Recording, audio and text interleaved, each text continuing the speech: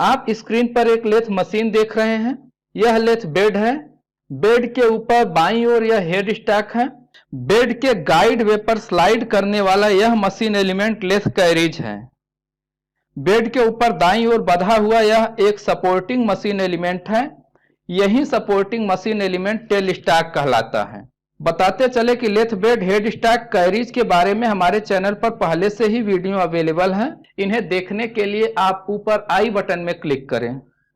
आज के video lecture में हम केवल टेल स्टैक के बारे में ही पढ़ेंगे।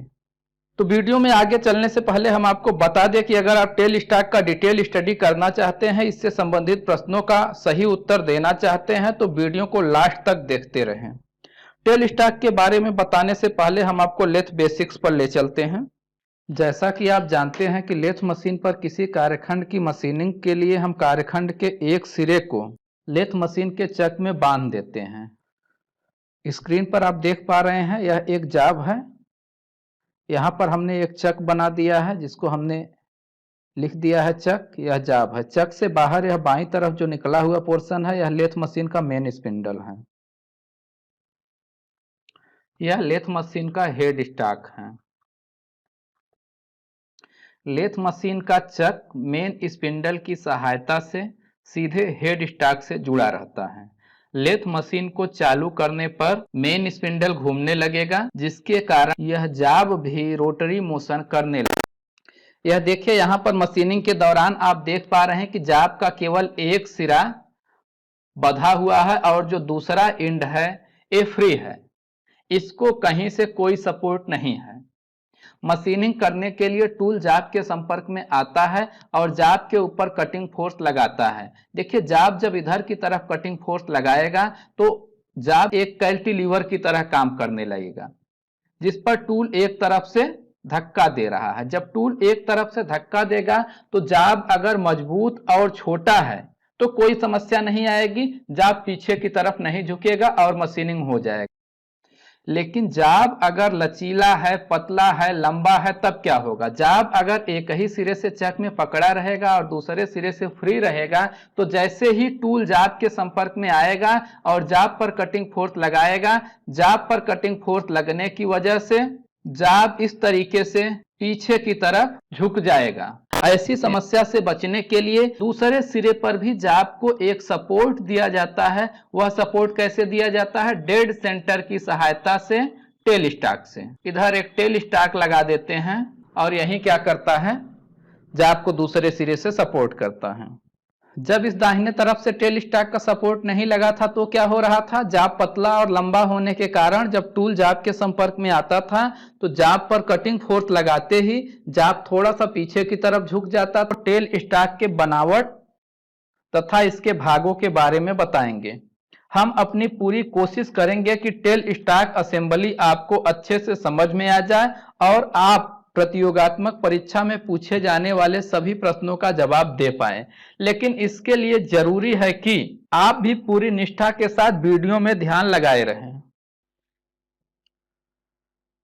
हमने स्क्रीन पर एक टेल स्टैक का सेक्शनल व्यू दिखाया है।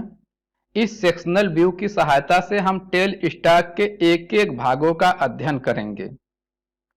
टेल स्टैक में इस भाग का क्या नाम है और इसका क्या काम है। तो एक एक करके हम शुरू करते हैं कि यह टेल स्टैक का बॉडी है। टेल स्टैक का बॉडी क्या होता है?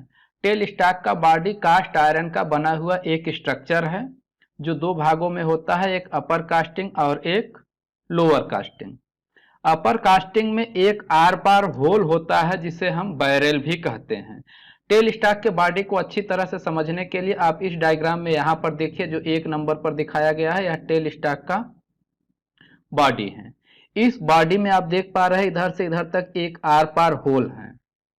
इसके बाद टेल स्टैक का जो लोअर कास्टिंग है, ए पोर्शन, यह पोर्शन टेल स्टैक का यह लोअर पोर्शन लेथ मशीन के बेड पर बैठता है और क्लैंपिंग बोल्ट की सहायता से लेथ मशीन के बेड में टाइट कर दिया जाता है। देखिए, डायग्राम में दिखाया गया है कि यह बेडवे है, इसके ऊपर टेल स्टैक का बॉडी है। बॉडी यानी टेल स्टैक का बेस है। बेडवे के ऊपर टेल स्टैक को रख करके यह क्लैंपिंग बोल्ट की सहायता से इसको बांध दिया गया है और इस क्लैंपिंग बोल्ट को लूज करके पूरे के पूरे टेल स्टॉक को लेथ मशीन के बेड पर आगे पीछे चलाया जा सकता है। इसमें क्या है, एक आर पार होल है, इस होल को बैरल भी कहते हैं। टेल स्टॉक के असेंबली के दौरान इस होल में खोखला स्पिंडल या स्लीव डाला जाता है। देखिए यह जो 2 नंबर का स्पिंडल आपको दिख रहा है, यह इसके अंदर डाला जाता है। स्पिंडल का एक इमेज हमने ऊपर दिखा दिया है, देखिए स्पिंडल कैसा होता है। स्पिंडल या स्लीव के बारे में बताते चले कि इसके अंदर की ओर एक तरफ डेड सेंटर को पकड़ने के लिए मोस्ट टेपर, स्पिंडल पर बाहर की ओर एक लंबा कीवे कटा होता है। जिस यह सेक्शनल व्यू में देखिए, यहाँ पर क्या है, एक ऐसे लंबा सा कीवे आपको दिख रहा है। यह कीवे किस लिए कटा हुआ है, जब हम हैंड व्हील को घुमाते हैं, ये आपका स्क्रू घूमेगा तो यह स्पिंडल सेंटर सहित आगे पीछे चलता है। जब यह कीवे कटा हुआ है तो यहां से एक छोटा सा की लगा देते हैं। जब यह की लग जाएगा तो ऐसे में क्या होगा कि जब आप हैंड व्हील की सहायता से स्क्रू को घुमाएंगे तो स्पिंडल रोटरी मोशन नहीं कर पाएगा, बल्कि केवल रेखीय गति करते हुए डेड सेंटर को लेकर के आगे पीछे चलेगा। इसीलिए यह स्पिंडल पर एक लंबा सा कीवे कटा हुआ होता है। यह कीवे लेथ बॉडी के साथ एक की में फंस जाता है, जिसकी वजह से स्पिंडल रोटरी मोशन नहीं कर पाता है। बस रोटरी मोशन को रोकने के लिए यह कीवे कटा हुआ होता है और इस कीवे का कोई काम नहीं है। अभी तक आपने यह समझा कि यह टेल स्टॉक का बॉडी है, इसके अंदर यह एक स्लीव डाल दिया गया है। स्लीव में इधर की तरफ मोस्ट टेपर, अंदर की तरफ सेंटर के सैंक पर मोस्ट टेपर बना होता है, उसको पकड़ने के लिए, डेड सेंटर को पकड़ने के लिए। इस खोखले स्पिंडल के अंदर दाहिने तरफ एक बुश लगी हुई होती है। बुश में अंदर की ओर चूड़ी बनी हुई होती है। बुश स्पिंडल या स्लीव के साथ पूरी तरह फिक्स होती हैं। जैसा आप सेक्शनल व्यू में देख पा रहे हैं, यहाँ पर बुश लगा हुआ है। अब एक स्क्वायर थ्रेड की बनी हुई स्क्रू बुश में कसते हुए स्पिंडल स्लीव में डाला जाता है। अब एक स्क्वायर थ्रेड की, जैसा कि आप यह 3 नंबर में स्क्रू देख पा रहे हैं, यह स्क्रू बुश में कसते हुए स्लीव या मेन स्पिंडल में डाला जाता है। अब टेल स्टॉक बॉडी में बिल्कुल दाहिने तरफ बियरिंग लगा करके कॉलर लगा देते हैं और हैंड व्हील को कस देते हैं। अब आगे की कहानी यह है कि बुश एंड स्क्रू एक नट बोल्ट असेंबली पर कार्य करेंगे। आप देख पा रहे हैं कि यहां पर यह एक बुश है और यह स्क्रू इंसर्ट कराया गया है। ये जो बुश था, इसमें अंदर की तरफ स्क्वायर चूड़ी कटी हुई है और जो स्क्रू इंसर्ट कराया गया है, जिसमें इधर हैंडल लगा हुआ है, इसमें बाहर की तरफ स्क्वायर चूड़ी कटी हुई है। ये दोनों जब आपस में मेश करते हैं तो यह एक नट बोल्ट असेंबली की तरह कार्य करते हैं। हमने पहले भी बताया कि ये बुश जो है मेन स्पिंडल के साथ फिक्स है, यानी इस स्लीव के साथ फिक्स है। जब इस स्क्रू को हैंड व्हील की सहायता से घुमाएंगे तो स्क्रू तो अपनी जगह से आगे पीछे नहीं कर पाएगा, क्योंकि यहाँ बियरिंग और कॉलर लगा करके इसको फिक्स कर दिया गया है। ऐसे केसेस में यह नट यानी कि यह बुश आगे पीछे चलना शुरू करेगा।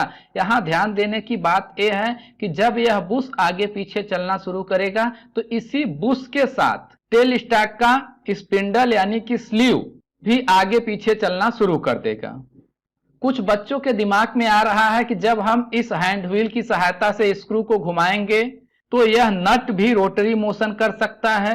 कीवे में क्या है, यहां से एक छोटा सा की डाल करके इसका रोटरी मोशन को रोक दिया गया है। अब जब आप इस हैंड व्हील को घुमाएंगे तो यह केवल लीनियर मोशन करेगा आगे पीछे। हमने पहले बताया था कि जो स्पिंडल है, इसके अंदर बाईं तरफ मोस्ट टेपर बना हुआ है। यह मोस्ट टेपर क्यों बनाया जाता है? मोस्ट टेपर बनाया जाता है डेड सेंटर को पकड़ने के लिए। देखिए, इसका काम हमेशा डेड सेंटर को पकड़ना नहीं होता है। कभी कभी ड्रिलिंग, बोरिंग या रिमिंग के दौरान जब ड्रिल बीट, रीमर या बोरिंग टूल को पकड़ना होता है तो उस टूल के सैंक को भी इसी मोस्ट टेपर में पकड़ लेते हैं। देख पा रहे हैं टेल स्टॉक के बैरल के ऊपर यहाँ पर एक स्पिंडल क्लैंपिंग लीवर लिखा गया है।